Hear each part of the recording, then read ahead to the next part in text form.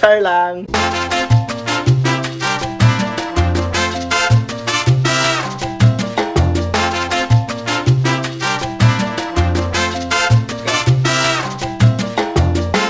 Hey guys! Once again, this is Sean Dela Cruz and welcome back to my channel. So, if bago mo diri or if you are new here, so you know what, it's so weird because I have to speak in English or in Tagalog or in Bisaya just in case na ay mga bagong, you know, wala pa nakasubscribe. So again, if you haven't subscribed yet, kindly click subscribe for more videos. I'm vlogging here in my car because the only time that I get to go out or makaandar ning akong sakyanan is kung ako siyang ipagawas because we don't get to go out a lot na because of the, you know, enhanced quarantine. Actually nara ko sa sa taas sa among subdivision, like we have a chapel here kanang naadra sa likod. So this is where I brought my car, and by the way, na dito my mother is here together with my sister and ako mga pagumangkon. Anyways, for this vlog, I'm gonna be talking about my elementary, high school, and college life. I hope I can, you know, compress it in just one video. So by the way, to those who are asking, I am using an iPhone 11 for my camera, and this one is my sister's iPhone. So I'm gonna be using this one also kay she's not using this anymore naman. The very main reason why I have this is because I have all the pictures here. Okay, because as we go along with this vlog, I'm gonna be showing also pictures about, you know, mga elementary, high school to college. I'm so excited to share this with you guys. Okay, so let's start. So by the way guys, I graduated in elementary sa Iligan City Central School. Okay, mga taga Central, kaway-kaway naman dira, ano? That's like the if I'm not mistaken, the biggest public elementary school diri sa Iligan. And then grade 1 ko is section naman nino. Kagahi ba di ay? Section 12, I think. My teacher is si Ma'am Moreno. Nalimot ko sa iyang first name lang, si Adelaida Moreno. Murag ka na, oh my gosh, si Ma'am Adelaida Moreno, or section 12 ba to, or basta layo ko nga section. And then grade 2 was section 2. Diba? -10 kaya akong kuhan. So like, akong teacher that time was si Ma'am, I'm not sure, si Ma'am Gina Villasencio. Gina ba iyang pangalan? Amot basta kay Villasencio iyang apelyido. Remember ko sa una guys, kabalo mo yun sa kunya, gilabayan ko niya eraser nga puno og chalk.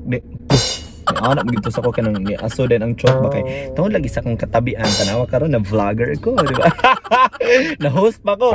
So mo to siya mga good side sa pagkatabian na to, no? At ang grade 3 ko dito na din ko nag-take og that time that was Net Generation Technology Center. NGTC na siya sa una, and then later on himo siyang laboratory. So like dito siya NGTC ko, grade 3 akong teacher si Ma'am Ravasio. Evelyn Ravasio. Magkana siya. Ana. And then pagka fourth grade, char, Amerikano. Pagka grade 4 na ako was laboratory na din ko, tamang na grade 6 ko. Akong teacher si Ma'am Hanobas. Grade 4 mga laboratorians. Load ka mga lang sa una kay laboratorians. And then grade 5 si Sir Ferdinand Humawan pa. Memorize. Na grade 6 si Ma'am Jocelyn Taron. By the way, ni-graduate ko nga walay honors, no? Pero almost kamutanan ani na nakabuhat na mo ani. Kadumdum mo atong violet nga ilimnon sa elementary, nga katong naisago, ha? Katong yana nimo sa stro din itira nimo sa liog sa imong classmate. Isa pa sa pinaka-unforgettable gyud sa memory sa elementary kay ka-remember mo sa Capital C? Ha? Nga ilimnon sa nakatubit ang color orange nga asin like lami jud kitong Capital City kanang kabalo bitaw kang tamis kaysa sa ngatan lami kaysa sa ngatan tungod kay dagan kay siya magic sugar. Kana as in unforgettable kana sa Central sa una ba din katong silang auntie nga namaligya og choco dito sa canteen sa una ay kani pa pinaka unforgettable gyud sa elementary guys kay kuan man ang katong mag-order di ba pag alas 9 kay recess na din kinsa magkuha sa order kadumdum mo katong papel nga ana sa una di isulat na nimo nga 1 hotdog with bread pak or kanang 1 kanang egg sandwich. Kadumdum man sa mga sandwich sa una nga kani ang bun ana, then ipadila-dila din nila ang itlog kanang pabita mag-ana ang itlog. Then pag abri nimo sa bun kay wala na ang itlog kay nana day sa tumoy-tumoy sa bun. Mahulog nga wala gisulod ang kuan. Ila lang haplasan og ketchup kay para pula-pula. Then ang itlog nga ana kay gamay ra day kay sa nga tanan kamo mangilad mo ha. Kamo sa mga kanang mga spaghetti in bread, ba na mga snacks sa una, makalingaw ka ayog. Ano, hindi ko kalimot sa una ng kalibang ko sa grade 2 pa ko. As in, nalibang ko buntag. Nya, half day raman mi. So like, kanang ang tai kay naragid siya. Naragid siya sa ako ang brief. Kaloy sa Ginoo, wa pud siya natagap. Like, niuli ko ni sakay ko jeep nakaabot biya ko ato sa mong balay pero kana lang lagi nalabay na ko ang brief. Ay sayang kay no naka to karon. Kani daw dili ni ato ang problema, but problema ni sa ato mga mama kay di ba kanang yung paghubog gini mo sa imong polo bitaw paguliin sa imong balay din ang collar nimo kay napuno na dayon og ambot kung dalikdik nang ato sa una or yuta nang gid tuno nga nangabot dito nga lain kayo pero like by the way guys, nay ko ano kada bitong karon pa ako na realize ba nga kana bitong pag musakay kog jeep giden kana ni mga manakay mga elementary na baho ang elementary no na distinct nga baho gyud nga pag kani nga baho kay elementary ni na marag naay taga central mo sulod may ngana do like pagkadako nako ay pa rin ako na-realize nga nga to pud akong baho sa una no. And oh my gosh guys, I know kita tanan naka-reset ani Panatang Makabayan. Ka-remember mo ani Panatang I'll try my best. Panatang Makabayan, iniibig ko ang Pilipinas, aking lupang sinilangan, tahanan ng aking lahi. Ako'y kanyang kinukupkop at tinutulungan upang maging malakas, masipag at marangal. Oh my gosh, tama ba to? Ako ang mga basta din ako, I'm sorry. If ma-memorize ninyo ang Panatang Makabayan kay kamo na ang grabe og memory. And napa din. Boy Scout. Katong elementary pag ko kay nag-Cub Scout ko, nag-Boy Scout pa jud ko. Cub Scout, di ba? Ang Cub Scout man na sa una pagka nang gamay-gamay pagka nga mga grade 4, 5 or 6 ba na siya nga ma-Boy Scout na rin ka nang apil pag mga jamboree sa una. The Boy Scout is trustworthy, loyal, helpful, trustworthy. Nibalik na? Kasi may ana dapat yung mga ana-ana bitaw ang mga Boy Scout sa unag. Ni katudeng karang unsa ni katudeng karang ihikot bitaw yana din.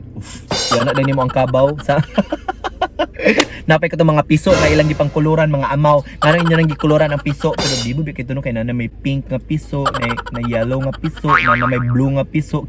Katupong kuan. Katong mga maya nga gipanghiktan ang tiil. My gosh, kaluoy sa mga maya. And by the way guys, nakakaabot pa rin ko sa Nutriban. Kaya ang Nutriban lagi mo tabok sa imong kagutom labi nang kanang di ba pitos man kay sa una. Mo man jud pang pamahaw, wala pang snacks. So, bayot there is Nutriban. Yeah, di ba Nutri man jud kay to siya nga pagkaban kay very busok so mabusog ng kay ka. So anyway, let's talk about my most unforgettable memories in elementary. Oh my gosh, first this picture. I think grade ano mi ani na picture ka ng grade 5 kay like sa grade 5 mi kay long tables man mi sa una. I know, I think this is grade 6 nga picture. No, unsa may mga naong namo dira. Oh, pak. Oh, di ba? Busy kaya mo mga outfit. I can still remember ang pinaka-unforgettable gid nga dance na mo atong elementary mi kay Rock Your Body.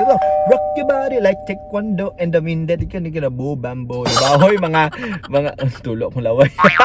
Mga kabatch na ko sa elementary, kumusta na mo dira mga dato na kayo mo hapang share pa si mga blessings dira. O di ba? Busy kaya mo mga creeps nga kanang kuan dira no kanang mura man activity ni sa whole school mo ni siya. And then oh my gosh, look at this picture. Murag katong na may field trip ani so. By the way, naa si Ma'am Taron diri so meaning grade 6 na ko ing anak ko kagamay atong grade 6 pa ko. Diba? Oh my gosh. Oh, hoy, mga classmate, asa naman magipangbutang si Ginoo. Next picture. Wait lang, muna siya mong classroom so nagkakana bitaw mga naka neon but marag avocado green bitaw nga ilang gibang suot. Muna ang kuan member ko choir sa una di ay guys. Wala ka bala. As in like funny jud na muna ang the best experience ako sa high school sa elementary kay nag choir ko and then nag-audition mi tanan kami sa akong mga classmate ana kay syempre mag-audition biya. Hala ka kay naglinya namin dito sa guidance ni siya, may mga taga Central. So sa guidance man to dapit anak kay nay mga magpiano man dito din. Mo kanta ka kajot then mag-decide sila if makasulod ka or dili. So like kami sa kong mga friendship ato oy mga shout out sa mga cherubim choir. Paano kay ngalan no cherubim kay in Tagalog cherubim mga gagmayng anghel. Oh, di ba? Anghel pa mi atong panahon na. So like audition na. So like hala pagkaabot naman dayon kay kanang nadawat sila tanan. Kabalo mo. Ako wala. Wala ako nadawat. Like, gabi to kabati kay like, namalik mi sa room nga marag. Oh, nadawat silang tanan. Kay, marag ano man to. Ana. Then, siguro katong wala ko nadawat kay, nagpiano naman. Nya, pobre be kay mi hawa mangyud ko kabalo na day mga do re mi fa sol la ti do di sa una nga pagkani ang pisliton sa piano kay mingon di siya do din ni din kani kay re no wa mangyud ko nakahibaluan na wa man ko kabalo nga na di mga do re mi di pag piano wa gyud ko kabaluan na siya nga unsa man ni ano ko nga ha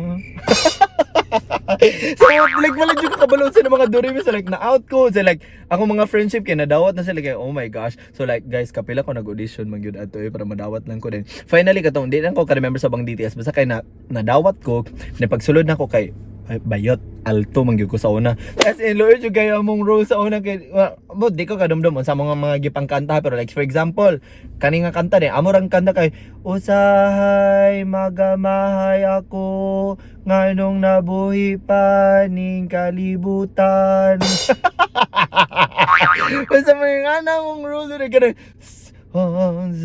Buti ba sa mga ngana na di sabutin. Later on, kay siyempre competitive biya inyong friendship. So, na-promote ko to Soprano 1. Diba? Soprano 1 naman. Mga ana naman dito mga tingog ako sa una. I can still remember si Ma'am Tabimina ang among kuan ato vocal coach ba na siya si tawag na sa something ma'am trainer na mo nga mamira siya diri ma guys yung birahon imong diri kung magniyabag ka sa to pang mga taga sped nga mga walay kanting sa una nga kusog kay mga away sa mga taga sentral na daghan na ba kami nakaaway sa gikan sa sped sa una ni karon amigo na namo. Oh, ang mga taga sped kay moabot sa sentral kanang mamalit sa mong kantin. Unya kusog kay mga away kay sped daw sila din kami kay sentral na daw mi nga ana bitaw rin funny kito sa una do din pagkadagko na mo kay wala nag-friend ra man gihapon de I mean nakadumdum ato mga bunot-bunot sa una tong mga text katong mga goldfish nga gipangbutang og silupin di pa man bawal ang silupin sa una then kadumdum pa ko pag mag every time mag flag ceremonies kanang arms forward raise no kanang mga ana tapos ano po de guys ka remember pa jud ko as in like sa elementary kay artig gyud kay ko sa tanan like mo gyud ang isa ka memory nga dili gyud pud malimtan nako og buot sa akong mga classmates kay artig gyud kay ko dili ko ganang nga gunita na akong uniform kay feel nako hugaw kay sila mga kamot or mando ko mahugaw kay isa pa aside sa arte ko the truth is isa ra man gyud pud akong uniform atong elementary ko so dili siya pwede nga mahugaw kay like muskila ko di ba nga pag-uli na ako sa balay kay di ba mangitong biya din ng liog kay damak biya ta sa una din pagkahuman kay kanang labhan pa na nako diretso nya wa pag ini plancha sa una unsan man di wa mi plancha pag human ni magpanglaba bawal na siya ya na ipugan kay magpumot na nya wa mi plancha dibi kay laban na nimo pag human ni maglaba ihangir dan ipahangin na din na siya then magampo ka nga ini kaugma pag eskwela nimo uga na siya nya kay sayo makaimong klase so basa-basa wala pa jud ko inner shirt kay wala man pitos man sa unag. So wala ko inner shirt. So moto siya mga motong sa akong mga elementary nga friends di ba?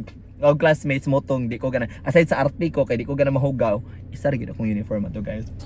So like to all my elementary friends shout out sa inyo ang tanan most especially sa akong mga a decade of friendship guys. I hope we're all going to make it sa atong mga dreams in life. Okay. Sari ko kabahog tiil no. Ang pinaka number 1 nga dili malimtan City High ang flag ceremony nga alas 5 sa kadlawon.